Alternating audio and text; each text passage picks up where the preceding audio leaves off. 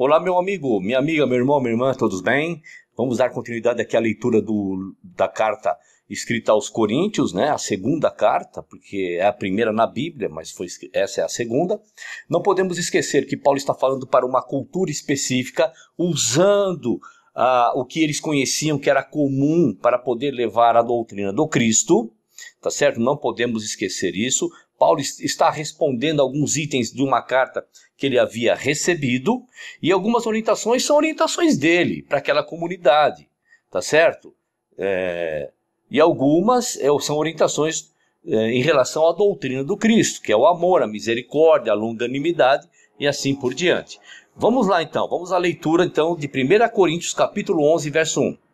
Diz assim: tornem-se meus imitadores como eu sou de Cristo. Eu os elogio por se lembrarem de mim em tudo e por se apegarem às tradições, exatamente como eu as transmiti a vocês, as tradições. Isso aqui é complicado, né?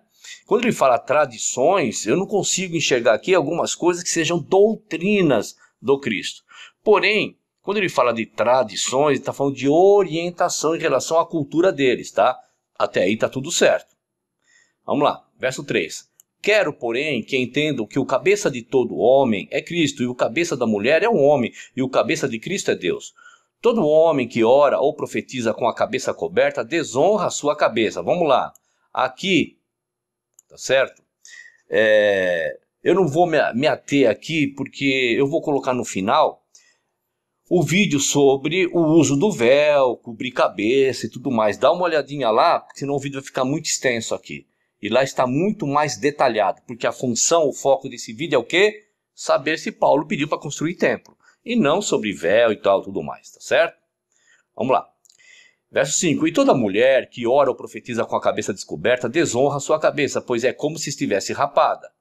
Deixa eu só parar mais um minutinho aqui.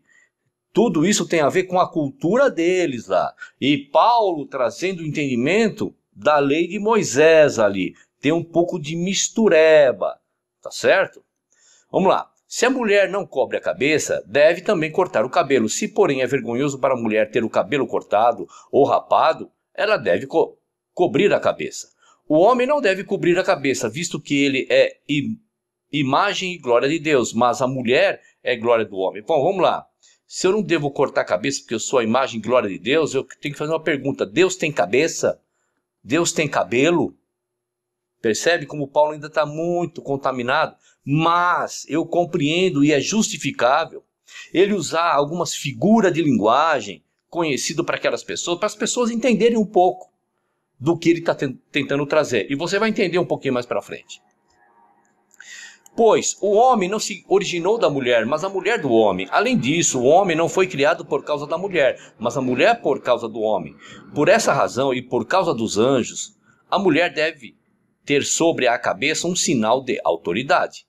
No Senhor, todavia, a mulher não é independente do homem, nem o homem independente da mulher. Pois assim como a mulher proveio do homem, também o homem nasce da mulher. Mas tudo provém de Deus. Julguem entre vocês mesmos. É apropriado a uma mulher orar a Deus com cabeça descoberta? A própria natureza das coisas não lhes ensina que é uma desonra para o homem ter cabelo comprido, e que o cabelo comprido é uma glória para a mulher? Pois o cabelo comprido foi lhe dado como manto. Eu vou fazer uma pergunta, para vocês entenderem, tá certo?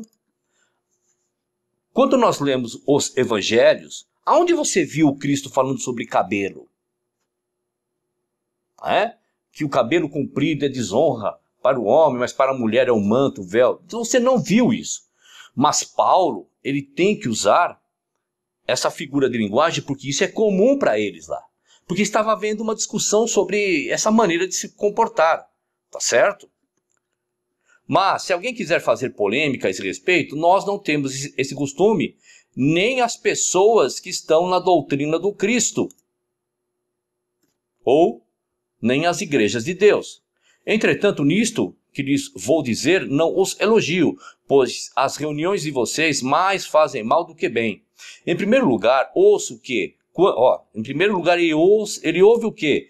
Ele ouve através da carta. Ele recebeu uma carta dizendo algumas coisas, tá? Do véu, cabeça cortada, cabeça raspada, Porque assim, lá no vídeo está muito mais detalhado.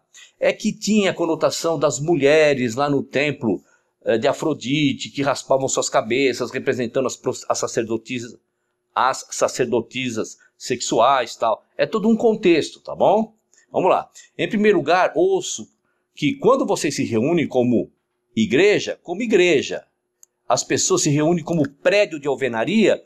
Não, claro que não, né? Eles não ficam um montado no outro para formar um prédio de alvenaria. Não, como igreja significa o quê? Vocês como se reúnem, como pessoas que querem estar introduzidos na doutrina do Cristo, há divisões entre vocês, e até certo ponto eu creio. Claro, porque o que ele já soube lá atrás da carta que foi narrada a ele, né?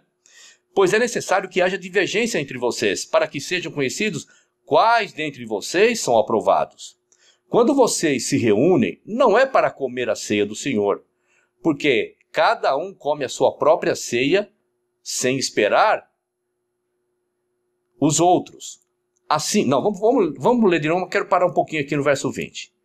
Também eu vou colocar lá no final o vídeo, a primeira parte, que se não me engano são 3 partes, sobre Santa Ceia e lava-pés.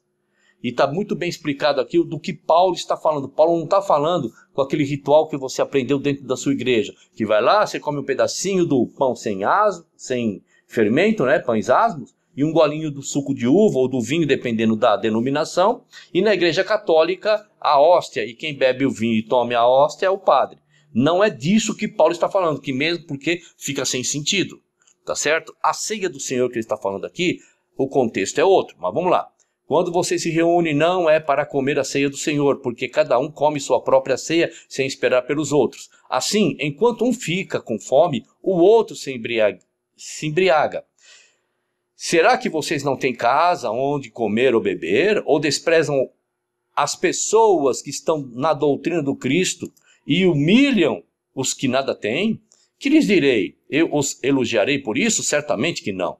Pois recebi do Senhor o que também lhes entreguei, que o Senhor Jesus, na noite em que foi traído, tomou o pão e, tendo dado graças, partiu e disse: isto é o meu corpo, que é dado em favor de vocês. Façam isto em memória de mim. Deixa eu parar mais um minutinho aqui, apesar que lá no vídeo está um pouco melhor explicado, tá? Tanto é que aqui não é aquela ceia de, olha, este é o meu corpo, repartem o pão. Não, porque está falando o seguinte, ó. Vocês chegam aí, vocês enchem a pança, comem de tudo e não deixa nada para quem está chegando depois. E essas pessoas que estão chegando depois são pobrezinhas. Então veja que não está falando dessa coisa de repartir o pedaço de pão e tomar o vinho. Está falando de reunir. Como, por exemplo, você que é adventista, você vai se identificar. Junta panela. O que é junta panela na igreja adventista?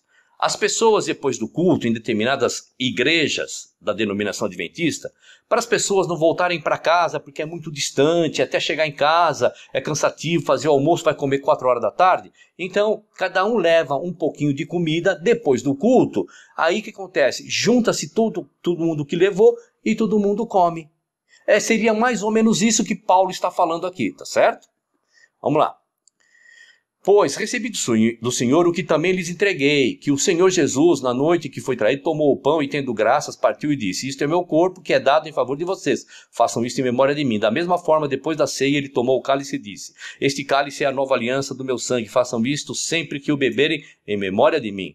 Porque sempre que comerem deste pão e beberem deste cálice, vocês anunciam a morte do Senhor até que ele venha. Portanto, todo aquele que comer o pão ou beber o cálice do Senhor indignamente será culpado de pecar contra o corpo e o sangue do Senhor. Examine-se o homem a si mesmo, e então coma o pão e beba o cálice. Pois quem come e bebe sem discernir o corpo do Senhor, come e bebe para a sua própria condenação. Por isso, há entre vocês muitos fracos e doentes, e vários já dormiram. Mas se nós nos examinássemos a nós mesmos, não receberíamos juízo. Quando, porém, somos julgados pelo Senhor, estamos sendo disciplinados para que não sejamos condenados com o mundo. Portanto, meus irmãos, quando vocês se reunirem para comer, veja, reunirem para comer, não é reunir para fazer santa ceia. Junta a panela, todo mundo se juntando para comer, e esperem um pelos outros. Percebe a montagem que Paulo fez? Se alguém estiver com fome, coma em casa, para que quando vocês se reunirem, isso não resulte em condenação. Quanto mais Quando eu for, lhes darei instruções. Vamos para o capítulo 12, porque no capítulo 11 não vimos Paulo pedindo para construir igreja e ficar enfiado dentro dele, tá certo? Vamos lá. 1 Coríntios capítulo 12, verso 1. Irmãos, quanto aos dons espirituais, não quero que vocês sejam ignorantes. Vocês sabem que, quando eram pagãos, de uma forma ou de outra, eram fortemente atraídos e levados para os ídolos do mundo. Por isso, eu lhes afirmo que ninguém que fale pelo Espírito de Deus diz, Jesus seja amaldiçoado. E ninguém pode dizer Jesus é Senhor, a não ser pelo Espírito Santo. Olha, por que será que Paulo está dizendo o seguinte? Olha, aquele que está seguindo o caminho do Cristo, recebe o poder do Espírito do Santo, pode falar uma coisa dessa, porque ele não consegue discernir o Cristo. Alguma coisa aconteceu lá que está narrado nessa carta, que Paulo recebeu, que ele está falando, está respondendo esta carta, que a gente não sabe, tá? Mas parece que está tendo esse tipo de pessoas ali dentro, não concordando com as doutrinas do Cristo, tá bom? Aí, verso 4. Há diferentes tipos de dons, mas o Espírito é o mesmo. Há diferentes tipos de ministérios, mas o Senhor é o mesmo. Há diferentes formas de atuação, mas o mesmo Deus quem efetua tudo em todos. A cada um, porém, é dada a manifestação do Espírito visando ao bem comum. O que ele está querendo dizer aqui? Ó? Tem pessoas que conseguem falar bem na frente de uma câmera. Tem pessoas que conseguem falar bem na frente de uma pessoa. Tem pessoas que conseguem, enquanto está tentando achar uma maneira de mostrar um verso na Bíblia que possa convencer aquela pessoa de que ela está errada através da Bíblia, essa pessoa tem um dom, tem um talento. Tem outras pessoas que têm o dom e o talento de cuidar de pessoas necessitadas. Você está entendendo, meu querido? Não está falando daquelas coisas dentro da igreja, tá? Da igreja de pedra. Vamos lá, verso 8. Pelo Espírito, a um é dada a palavra de sabedoria, o outro a palavra de conhecimento pelo mesmo Espírito, a outro fé pelo mesmo Espírito, a outro dons de cura pelo único Espírito, a outro poder para operar milagres, a outro profecia, a outro discernimento de Espírito, a outro variedade de línguas e a outro interpretação de línguas. Todas essas coisas, porém, são realizadas pelo mesmo e único Espírito, e ele as distribui individualmente a cada um conforme quer.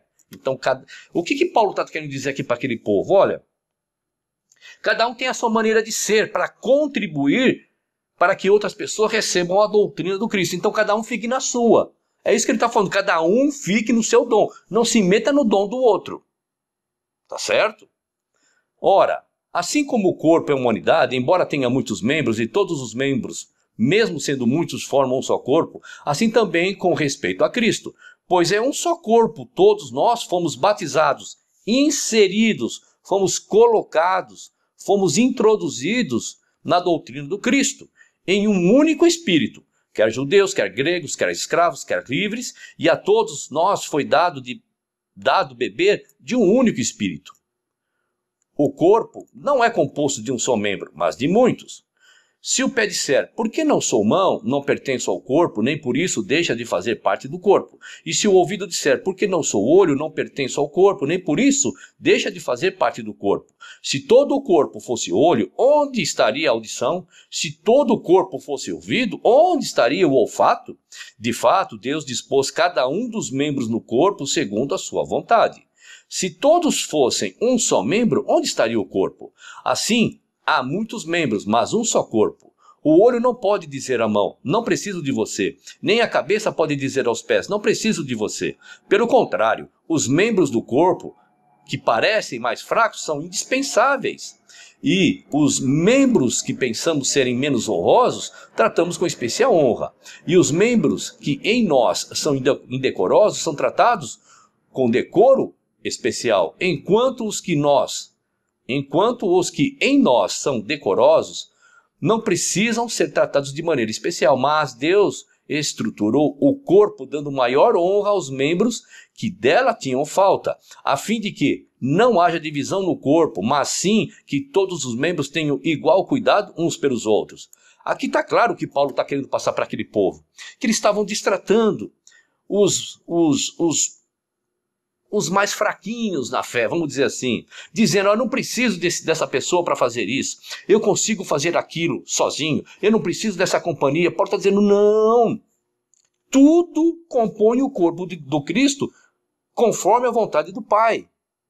Tá? Paulo está chamando a atenção daquelas pessoas que provavelmente na carta estava escrito, olha, as pessoas estão desprezando os mais fracos. Lembra lá? Olha, quando vocês se juntam para comer, vocês comem tudo antes e não esperam os outros chegarem, os mais pobrezinhos. Aí Paulo fala assim, vocês não têm casa? Comam vocês antes de chegar lá e deixam os pobrezinhos comerem lá no ajuntamento de vocês. Tá certo? Veja como Paulo está usando um monte de figura de linguagem, tá? Verso 26. Quando um membro sofre, todos os outros sofrem com ele. Quando um membro é honrado, todos os outros se alegram com ele. Ora, vocês são o corpo de Cristo e cada um de vocês individualmente é membro desse corpo.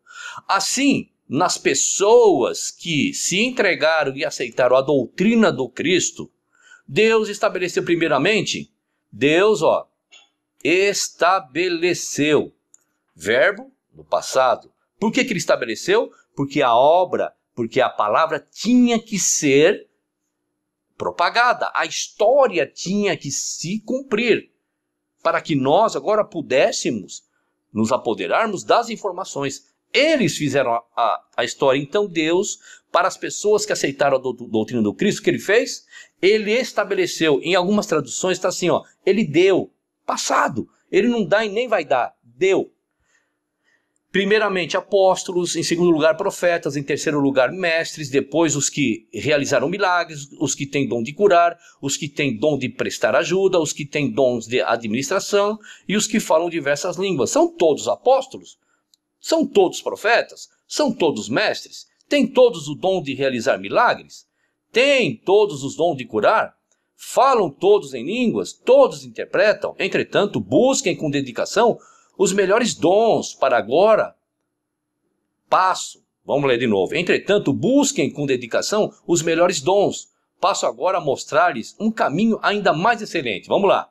Então, Paulo está dizendo o seguinte, cada um procure seu dom, porque Deus estabeleceu que vocês tenham esse dom para quê?